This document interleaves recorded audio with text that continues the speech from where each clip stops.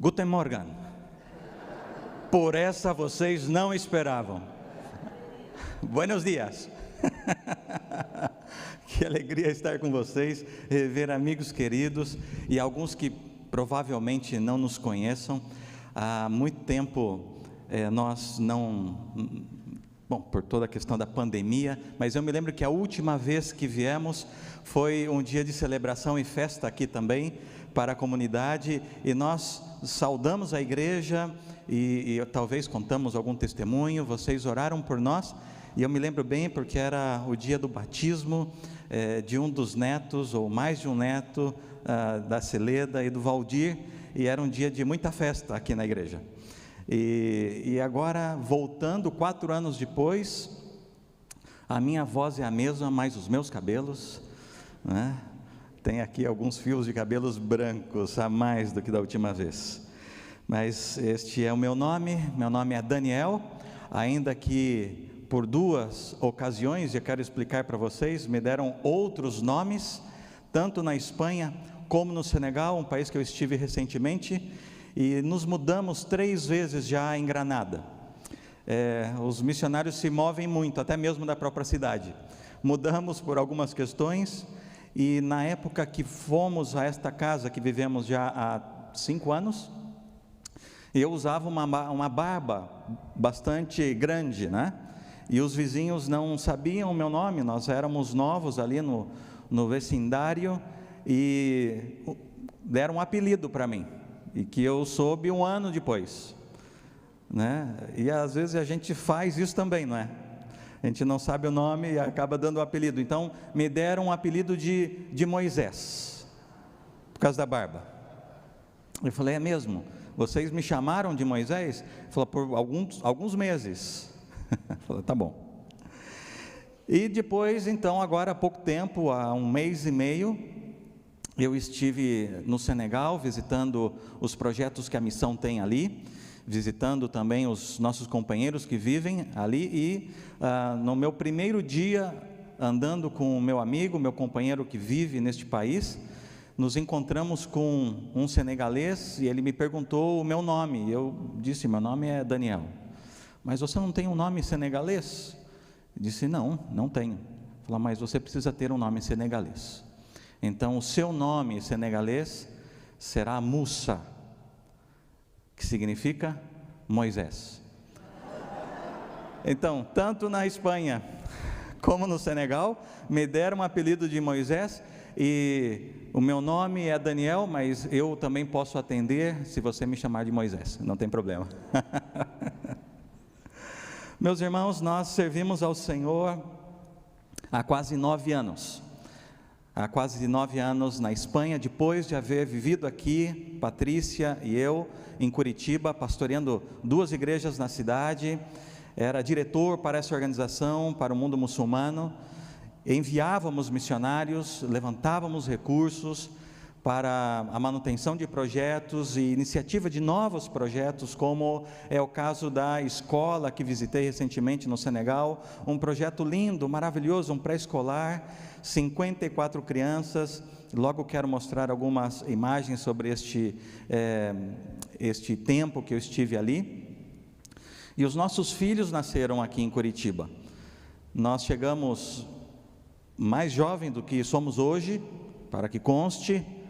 Nós somos jovens já há mais de 40 anos, éramos todavia mais jovens, e o Caleb nasceu aqui, o Miguel nasceu aqui, e quando fomos então à Espanha, primeiro era um compromisso de 5 anos, e depois se renovou para outros 5, que termina o próximo ano, e já temos então uma nova renovação, e que possivelmente aceitaremos esta indicação que o Senhor tem nos dado para outros 5 anos na Espanha.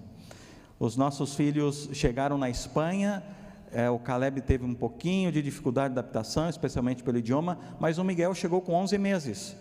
Então, gente, o Miguel ele é mais andalu, vivemos em Andalucia, mais andaluz do que brasileiro em um certo sentido. E eu me lembro que na Copa do Mundo, a última, o Brasil foi desclassificado, e ele ficou triste, mas quando a Espanha foi desclassificada, ele chorou.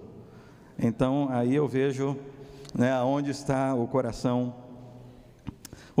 do Miguel. Meus irmãos, eu gostaria de contar, antes de fazer uma reflexão bíblica nesta manhã, algumas coisas que Deus tem feito na Espanha. O Senhor tem nos dado lindas oportunidades de testemunhar, de testificar o Evangelho entre os muçulmanos da nossa cidade, entre os espanhóis que vivem ali, mas também a partir de Granada, para outros lugares da terra, ou para os confins da terra, como nós estamos acostumados em nossa tradução de Atos 1:8, ou numa tradução espanhola que eu gosto muito, que diz até o último da terra. O Senhor tem dado oportunidades de que a partir da Espanha, aonde é a sede da nossa organização, poder servir a outros lugares, a outros países, e lugares que ainda não estive, ainda não pisei nesses lugares, mas parte do trabalho que eu faço na Espanha, meu nome caiu, para que o nome de Jesus seja exaltado. Para que outros companheiros vivendo em outras latitudes do mundo possam servir ao Senhor com mais tranquilidade. Quero dar um exemplo. O Senhor me deu a oportunidade de me formar em Direito. Sou acadêmico em Direito, acabei não exercendo a profissão. Eu me lembro de pastoreando, poder auxiliar aqui em Curitiba vários irmãos da igreja, mas eu nunca exerci a profissão. E às vezes me perguntava, quando recebi o chamado do ministério, na metade da universidade, em que isso poderia ser útil em missões. Por isso, naquela ocasião, eu fui falar com o meu pastor e estava disposto a trancar a matrícula e ir para o seminário teológico, para o preparo missionário, e ele foi usado pelo Senhor e disse: termine a universidade. E se essa chama do ministério, do chamado, continuar no seu coração, então daqui 2 anos e meio, nós voltamos a conversar, e foi isso que aconteceu. Usando então os recursos do direito, o conhecimento do direito, eu pude, a partir da Espanha, preparar toda a documentação da nossa organização para um país do Oriente Médio. E agora os meus companheiros que tinham que sair a cada 3 meses com suas famílias por causa de visto, não precisavam mais deixar o país. Nós podemos receber outros companheiros com visto, e isso faz parte do meu trabalho, das minhas responsabilidades também. Eu sou também assessor jurídico da organização, para que vocês vejam que o trabalho missionário, ele é amplo, ele é abrangente, ele vai muito além do que nós imaginamos. Quem sabe, no pensamento médio da igreja brasileira, o ápice do trabalho missionário é o batismo de alguém, ou é o discipulado, mas o trabalho missionário, ele vai muito além do que isso. Há trabalhos de bastidores que, se não fossem assim, os nossos companheiros não poderiam servir com tranquilidade, como estão fazendo agora, alguns deles, num desses países do Oriente Médio. O Senhor tem dado lindas oportunidades de testemunhos, de histórias de transformação, de discipulado, batismos, e eu quero contar algumas outras histórias, também por fotos, mas antes eu gostaria de ler um texto bíblico com vocês. Gostaria de falar a respeito do apóstolo Paulo, que para mim sem dúvida nenhuma, é uma inspiração e um modelo, sem sombra de dúvida, um modelo de missionário. O texto que eu gostaria de ler está na segunda carta que ele escreve aos Coríntios, no capítulo 12. Segundo aos Coríntios, capítulo 12, nós vamos ler os 10 primeiros versículos, está na tela, e diz assim o texto bíblico: é necessário que eu continue a gloriar-me com isso, ainda que eu não ganhe nada com isso. Passarei as visões e revelações do Senhor. Conheço um homem em Cristo que há 14 anos foi arrebatado ao terceiro céu. Se foi no corpo ou fora do corpo, não sei, Deus o sabe. E sei que este homem, se no corpo ou fora do corpo, não sei, mas Deus o sabe, foi arrebatado ao paraíso e ouviu coisas indizíveis, coisas que ao homem não é permitido falar. Nesse homem me gloriarei, mas não em mim mesmo, a não ser em minhas fraquezas. Mesmo que eu preferisse gloriar-me, não seria insensato, porque estaria falando a verdade. Evito fazer isso para que ninguém pense a meu respeito mais do que em mim vê ou de mim ouve, para impedir que eu me exaltasse por causa da grandeza dessas revelações. Foi-me dado um espinho na carne, um mensageiro de Satanás, para me atormentar. 3 vezes roguei ao Senhor que tirasse de mim, mas Ele me disse: minha graça é suficiente a você. Que tremenda palavra! Pois o meu poder se aperfeiçoa na fraqueza. Portanto, eu me gloriarei ainda mais alegremente em minhas fraquezas, para que o poder de Cristo repouse em mim.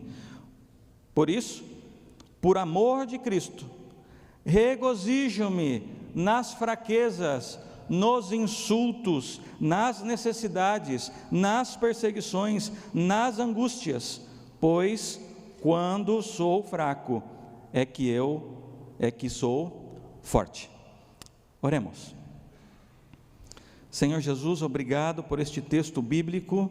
Louvamos ao Seu nome, Jesus, por este ajuntamento santo nesta manhã. Obrigado, Jesus, por estarmos reunidos como igreja.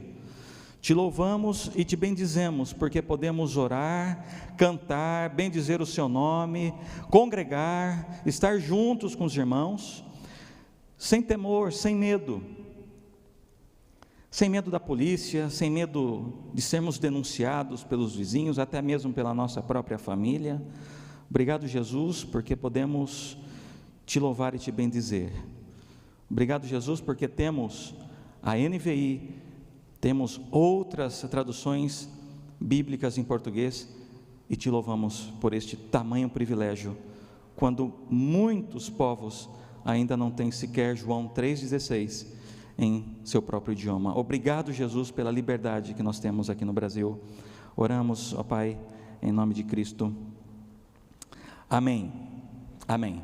Queridos irmãos, eu gostaria de falar a respeito do ministério apesar da debilidade, e é sobre isso que o apóstolo Paulo quer retratar neste texto, nesta passagem que acabamos de ler.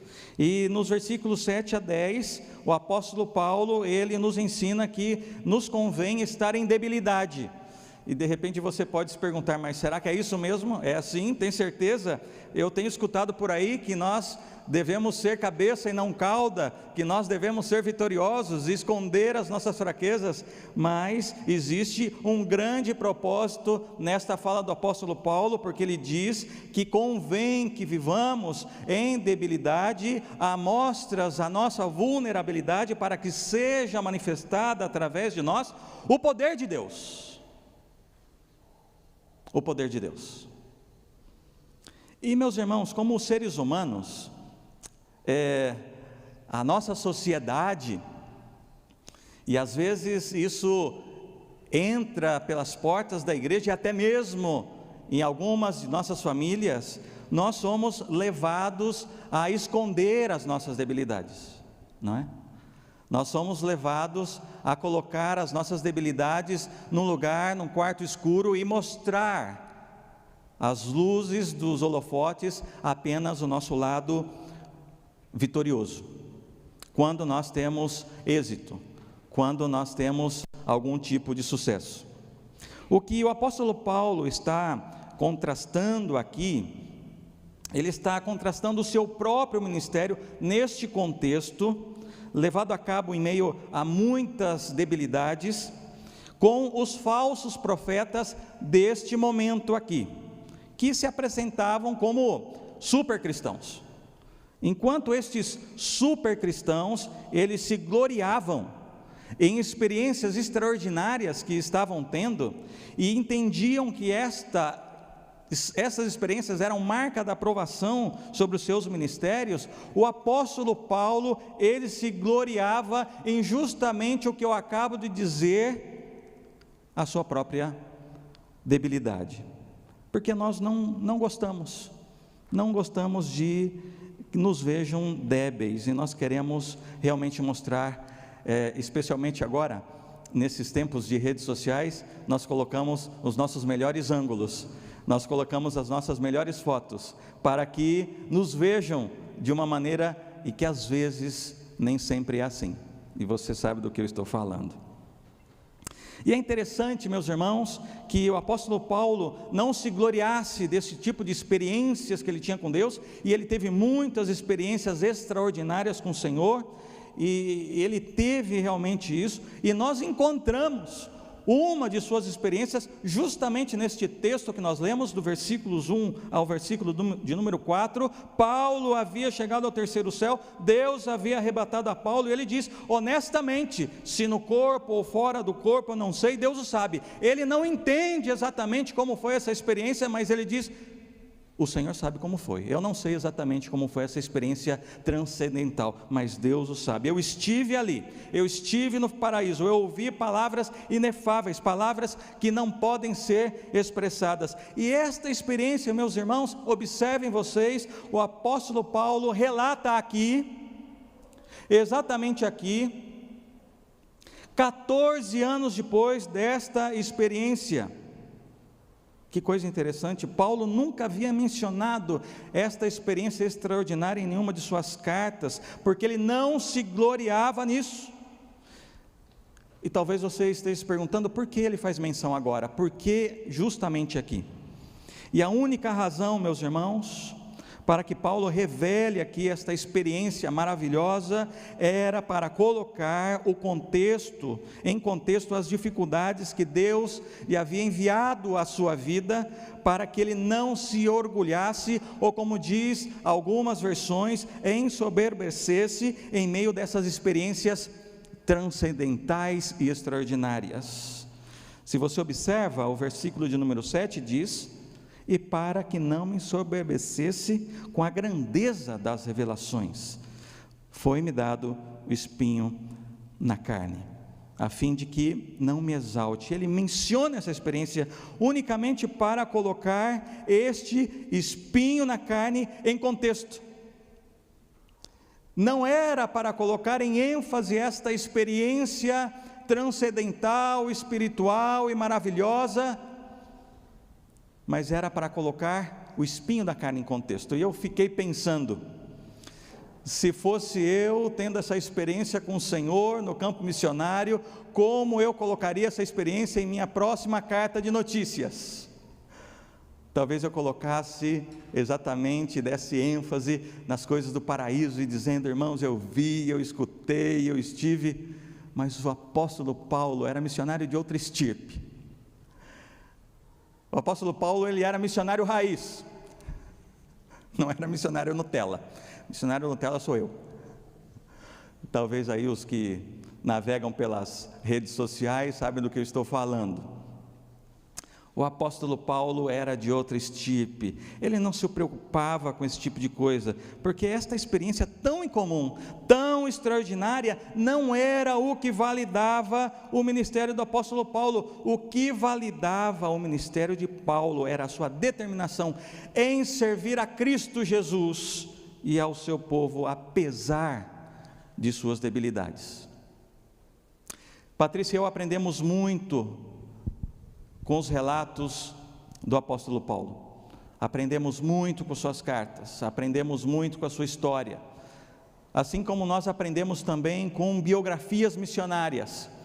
Nós amamos ler biografias missionárias porque nos inspira a olhar para o nosso contexto imediato, para algumas dificuldades que estamos vivendo hoje e dizer, isso é transitório, isso vai passar, e apesar da nossa debilidade, hoje o Senhor tem um plano a cumprir em nossas vidas, e o seu nome será glorificado por meio dessas nossas fraquezas e debilidades, porque o poder do Senhor é o que habita em nós. Nós somos simplesmente vaso de barro. E meus irmãos, de não haver sido atacado por seus inimigos em Corinto, talvez nós nunca saberíamos que Paulo havia sido arrebatado ao terceiro céu e tido essa tremenda experiência. Sua ênfase realmente não estava neste momento transcendental, mas ele então fala de sua experiência a partir do que Deus, o próprio Senhor, havia colocado em sua vida, que era o espinho na carne. Eu não sei como você tem vivido hoje. O apóstolo Paulo, ele orou 3 vezes, e alguns comentaristas bíblicos dizem que possivelmente foram mais de 3 vezes, e que essas 3 vezes certamente foram os momentos mais agudos do seu sofrimento, mas o Senhor lhe responde, e a resposta do Senhor é: a minha graça é suficiente para você, a minha graça te basta, segue o trabalho, vai adiante, segue trabalhando. Meus irmãos, quando nós servimos ao Senhor em outros contextos, em outras culturas, há algumas fases que o missionário atravessa. São as fases da adaptação, as fases da aceitação, as fases onde o missionário está mais envolvido com a cultura, e no meio desses processos se levantam algumas situações que nos fazem inclusive repensar: estou no lugar certo? Estou realmente fazendo o que o Senhor pediu? Nos momentos de crise que os missionários vivem também. Os missionários, assim como os pastores, nós não somos heróis, somos homens e mulheres de carne e osso, e corre sangue em nossas veias.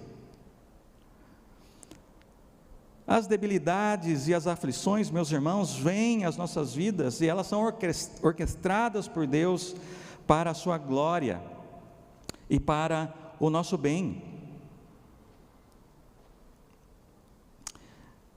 E nós devemos certamente aceitar de bom grado as providências aflitivas que o Senhor nos envia para nos debilitar, porque quando eu estou fraco, eis que estou forte. É aí que eu dependo muito do Senhor. Quero contar algumas histórias para vocês nesses minutos, histórias que realmente têm impactado as nossas vidas, histórias de transformação. E eu quero encerrar com uma história que eu escutei recentemente, e a foto desse irmão não será transmitida pela internet. Ele tem vivido muitos anos sendo perseguido por haver entregue a sua vida ao senhorio de Cristo, e eu quero mostrar rapidamente aqui algumas fotos, e que você também identifique o lugar onde nós estamos, e os meus irmãos vão me ajudar aqui com o PowerPoint, indo direto ao mapa, só para que vocês tenham a ideia do tão estratégico. O Senhor nos levou ao sul da Espanha, o Senhor nos leva ao sul da Espanha, a cidade de Granada, onde nós tivemos a alegria de receber o pastor Valdir em nossa casa, há uns anos atrás, e existe uma grande quantidade, um contingente enorme de muçulmanos que saem do norte da África, muitos atravessando aqui o Estreito de Gibraltar, em embarcações precárias. Muitos morrem, mas não fazem nem parte da estatística, desaparecem no oceano, e tantos outros que até chegar à ponta do norte da África, morrem na travessia pelo deserto do Saara.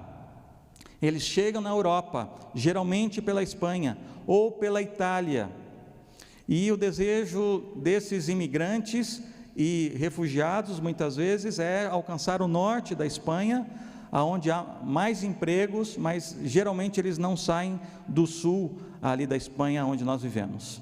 E por meio do trabalho de acolher, de amá-los, de abraçá-los, os sinais do reino estão sendo manifestados. A Patrícia trabalha com as mulheres, eu dou aula de espanhol. Imagine vocês, um brasileiro dando aula de espanhol para árabes. E a partir então desses encontros, nós servimos ao Senhor em uma associação onde eles vêm até nós, e a partir daí nós desenvolvemos laços de amizade e nós podemos falar do Senhor, porque para o muçulmano a fé é pública e para o espanhol a fé é privada, e essa é uma diferença muito interessante. Nós estamos vivendo, irmãos, um avivamento na cidade de Granada, em nossa igreja. Por isso eu digo no vídeo que a escola bíblica que a Patrícia dá aula são 25 pessoas da idade de 6 a 9 anos, porque antes da pandemia a igreja era de aproximadamente 40 pessoas.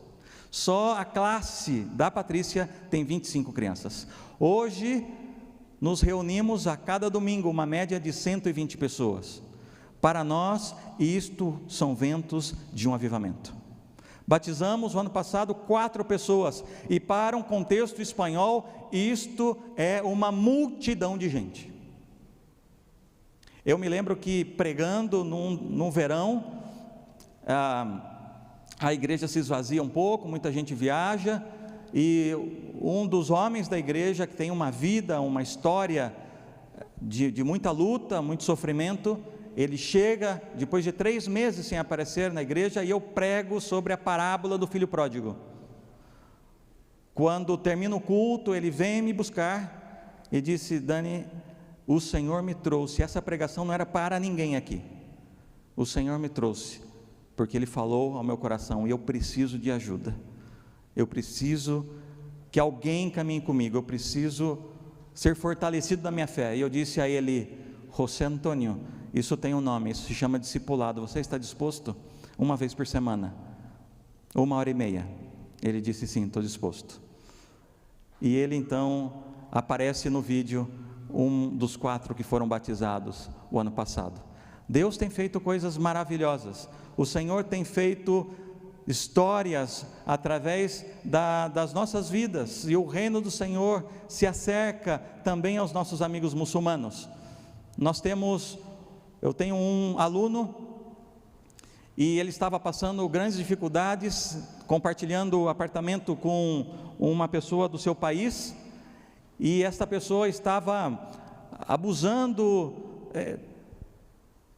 assediando, como se diz, psicologicamente. E ele me procurou então dizendo: Daniel, conversando com meu pai, ele vive sozinho na Espanha, os pais estão no norte da África, e ele já havia falado de mim para os seus pais, e ele disse: será que você pode guardar esta pasta de documentos, por favor?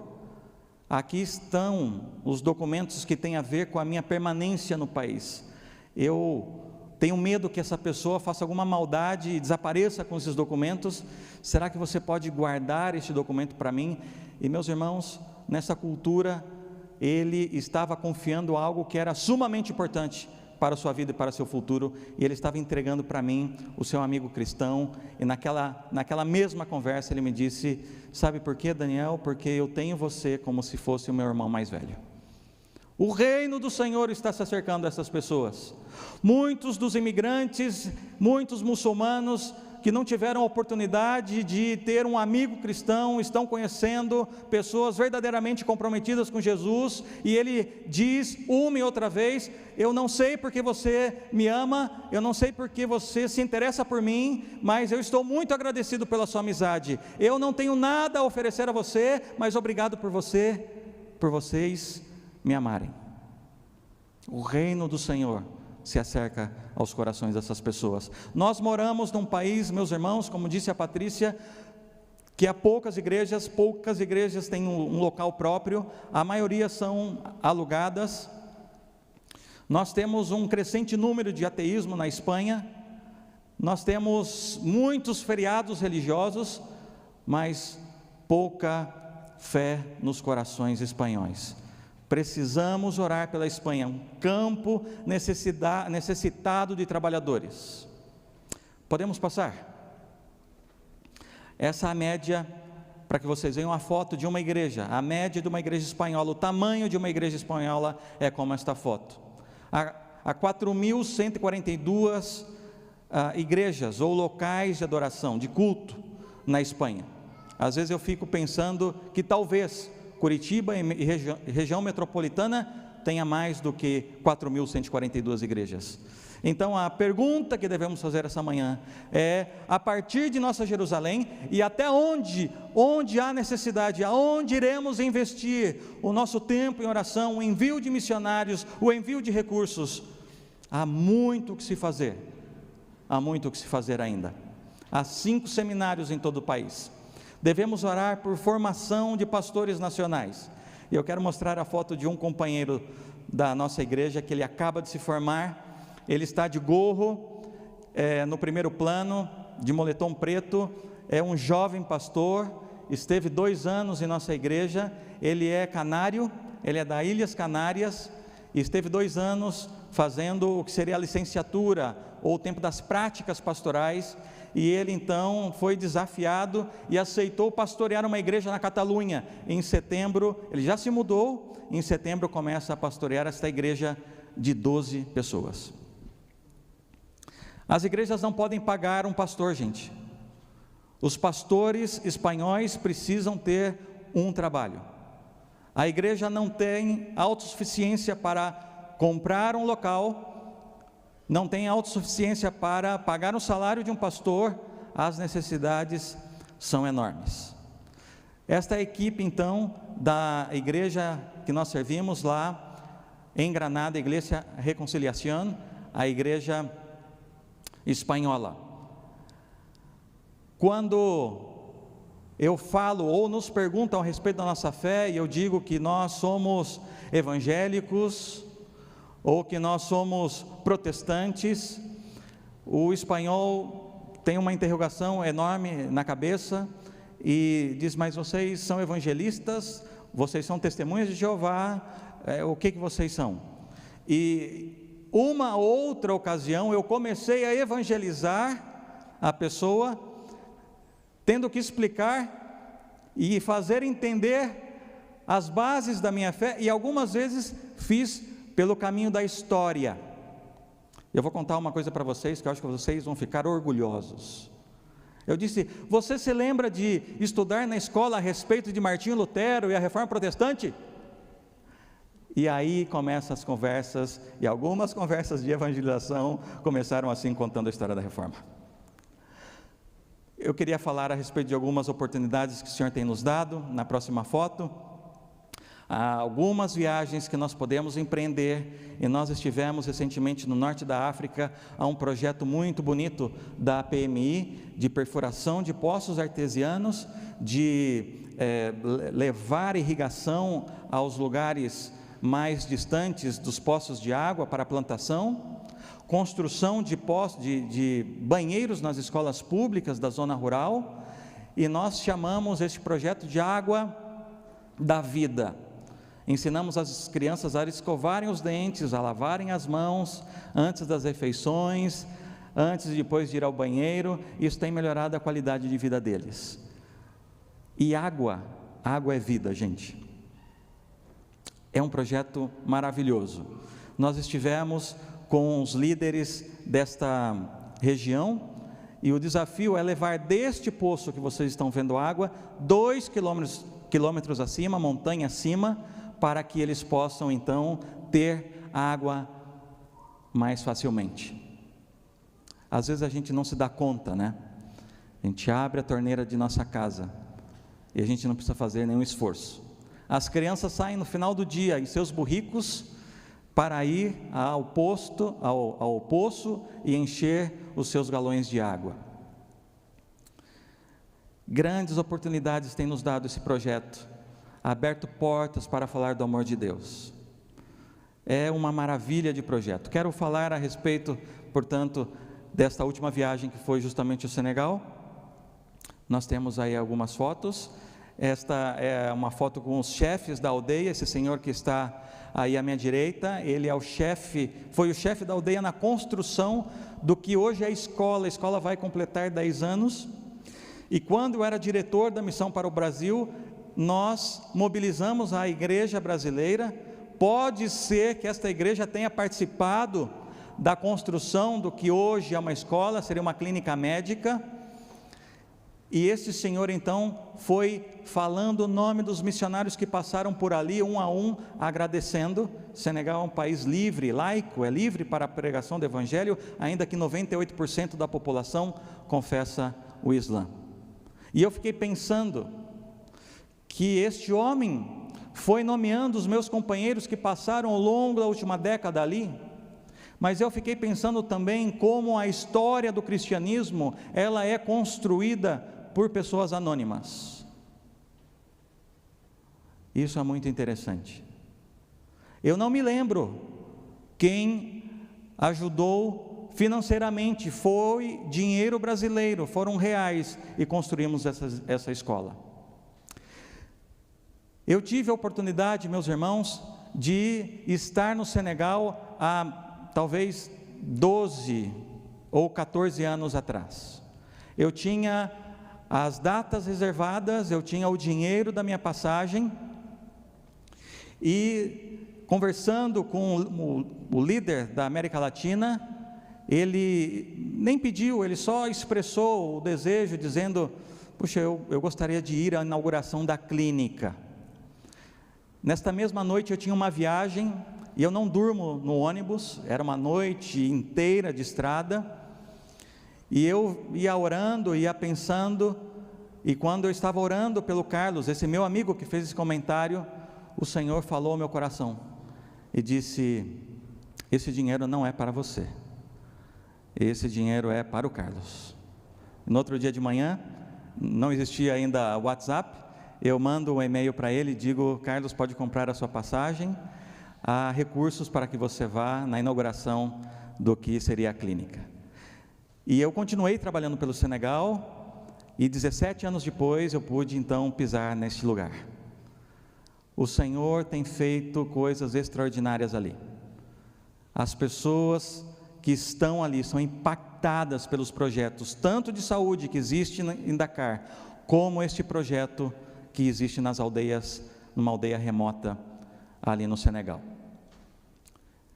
Tem mais uma foto, só curiosidade, eu mandei para minha esposa, e eu estou com uma cara assim, meio estranha nessa foto, mas era uma cara de felicidade. Fazia mais de 6 horas que estávamos numa festa, era festa de fim de curso das crianças, e eu me sentei, já não havia mais comida, já não havia mais bebida, fazia muito calor, e este menino de vermelho, ele se aproxima e se atreve a passar a mão no meu cabelo, e encoraja os outros a fazer o mesmo, e outros chegam então, começam a tocar meu braço é peludo, o senegalês não tem pelos, e logo se amontoaram todos, e eles riam e davam risada, e eu não sabia se eles estavam fazendo piada de mim, se eles estavam fazendo bullying de mim, mas eles estavam felizes, e eu também estava contente junto com eles.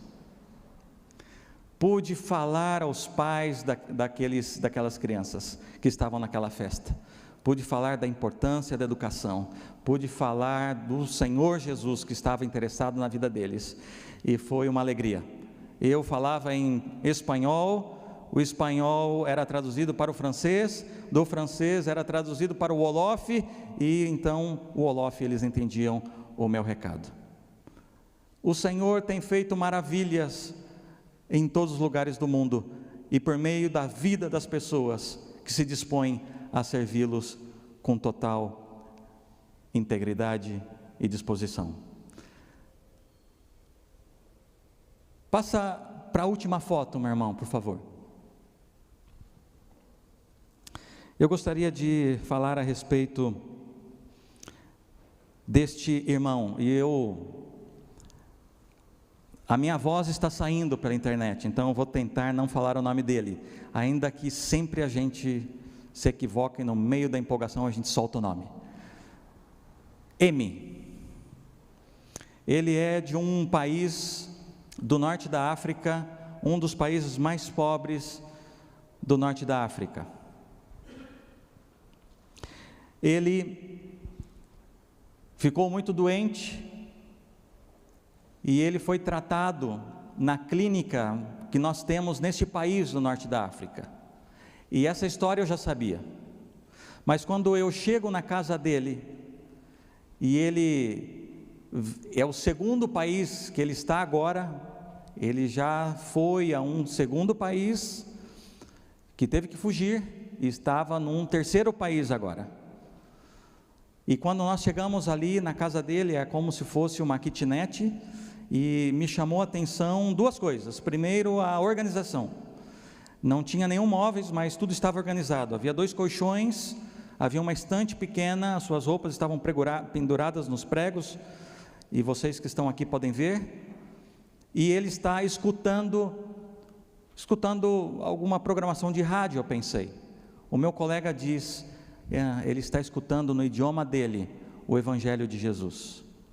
Quando eu pego o rádio, é de um ministério que eu faço parte, que é esse ministério Global Records Network, e ele estava escutando ali um rádio que tem bateria solar. Me sento e digo: Emi, eu sei que você já contou várias vezes a sua história, mas você não se importaria de contar novamente como o Senhor te alcançou? E meus irmãos, a história de Emi leva 50 minutos no total, e eu quero abreviar os pontos que mais me impactou. Ele começa dizendo que era taxista, e que ele fica doente, e que ele vai a um médico no seu país, mas ele decide ir a um médico num país vizinho e também procurar bruxos, e nada resolve. E havia se passado 3 anos, e neste tempo ele só estava tomando chá, ele já não conseguia comer. Ele estava tão fraco que ele não conseguia sair da sua cama para o banheiro. O seu cunhado era guarda, era vigia nesta clínica médica que a missão funcionava neste país, e que insistia até que finalmente Emi decide ir. Quando Emi chega, a clínica estava fechada, e o meu companheiro, que é argentino, missionário argentino, e meus irmãos, os argentinos me perseguem, vocês não têm ideia. Onde eu vou tem argentino, misericórdia. Tem algum argentino aqui? O que nós não fazemos no futebol, fazemos na obra missionária juntos, né? Louvado seja Deus. É um doce de pessoa. Este homem que vive agora na Espanha, perto da minha casa, e plantou uma igreja, viveu neste país onde Emi nasceu. E este companheiro diz: Emi, eu sei de você, conheço a sua história, porque o seu cunhado me contou, e eu quero lhe dizer que nem a medicina e nem os bruxos vão curar a sua enfermidade. Quem vai curar a sua enfermidade é Jesus Cristo de Nazaré. Eu posso orar por você? Eu estou resumindo bastante a história, e Emi conta: olha, o pastor orou por muito tempo, eu não sei quanto, mas ele orou e falava, e ele não parava de orar, até que eu me levantei e voltei para minha casa. Um vizinho havia me levado de carro, e quando eu me dei conta com o meu cunhado, eu já havia caminhado 800 metros. Quando chego na minha casa, depois de meses, faço a minha primeira refeição. Eu fui melhorando e fui fortalecendo a minha saúde, e foi crescendo o interesse de ouvir falar mais do Evangelho, e voltava de tempos em tempos a me encontrar com este pastor. Este pastor foi quem deu o rádio para ele. Emi não sabe ler nem escrever, e ele então foi aprendendo do Evangelho à medida que escutava a palavra do Senhor. A fé vem pelo ouvir, e ouvir a palavra de Deus. Ele deixa as práticas do Islã, e a primeira pessoa que se dá conta disso é a sua esposa. A sua esposa então conta aos seus cunhados que na mesma noite aparece em sua casa, e pela primeira vez fazem uma pergunta a Emi, que ele não esperava, e nem ele mesmo havia considerado essa pergunta, e perguntam a ele: Emi, você é um cristão? Ele demora alguns instantes para responder, e responde com convicção: sim, agora eu sou um cristão. Ele disse que aquela noite foi uma confusão na casa dele. Nos outros dias, outros familiares chegaram, mais reuniões, mais pressões, e numa terceira vez, e numa quarta vez, e numa seguinte vez, ele me disse: desta vez, os meus irmãos me fizeram chorar, e começaram a fazer perguntas a ele, e as perguntas eram: Emi, Ele tem 2 filhos. Você sabia que os teus filhos não são seus? São do Islã? Ele disse: sim, eu sei. M, você sabia que a sua identidade não é sua, é do Estado? Sim, eu sei. M, você sabia que a sua vida não lhe pertence? E nesta hora, ele foi ameaçado de morte pelos próprios irmãos. Passaram-se alguns dias, algumas semanas, decidiram então, e ele decidiu, junto com os outros companheiros missionários que serviam neste país, que ele deveria sair. E eu achava que aí a história, que já era tremenda, havia terminado, quando ele diz o seguinte: irmão, eu quero lhe dizer algo que eu não conto geralmente, porque esta parte da história ainda dói muito ao meu coração. Quando eu estava preparando a minha mala, a minha mãe se aproxima e me pergunta: M, filho, você vai embora? E ele responde: sim, mãe, eu preciso ir embora. A mãe olha para ele e diz: é bom mesmo que você vá, porque você já está perdido. E nessa hora, M começa a chorar, ele coloca os braços na frente dos olhos, ele abaixa a cabeça, há um silêncio neste quarto. Éramos 3 e a presença do Senhor Jesus era quase palpável. E passa alguns minutos chorando na presença do Senhor, ele e nós. E depois de um tempo de silêncio, nós então começamos a consolá-lo. Começamos a recordar alguns versículos bíblicos. 2 deles foi este: ainda que o meu pai e a minha mãe me abandonem, o Senhor cuidará de mim. Lemos ainda: de maneira alguma te deixarei, nunca jamais te abandonarei. E nessa hora eu pedi para dar um abraço, e o meu companheiro que estava sentado no colchão da frente tirou essa foto. Eu estava ali, meus irmãos, diante de um cristão perseguido, e naquele silêncio que se fez, naquele instante em que estávamos ali contritos e chorando na presença do Senhor, eu fiz algumas análises do meu próprio coração. Eu pensei em mim mesmo, pensei nos meus filhos. M nunca mais viu seus filhos. Pensei na Igreja do Brasil, e pensei muitas vezes como nos portamos como crianças, muitas vezes, quando muitas vezes reclamamos da igreja ou da liderança da igreja e não voltamos mais. E eu fiquei pensando em tudo isso, e eu então lembro o que o apóstolo Paulo diz no versículo 10: pelo que sinto prazer nas fraquezas, nas injúrias, nas necessidades, nas perseguições, nas angústias, por amor de Cristo, porque quando sou fraco, então é que sou forte. Que o Senhor tenha misericórdia de nós e ajude a cada um de nós a cumprir a sua missão, seja na China, ou seja na esquina. Ele tem um plano na sua vida, e você se encaixa perfeitamente neste plano. Sirva ao Senhor de todo o seu coração, com todos os seus recursos, com toda a sua intenção. Há pessoas que gostariam de estar no seu lugar, e vivem perseguidos, e alguns morrem por amor de Jesus. Deus os abençoe. Fechamos nossos olhos.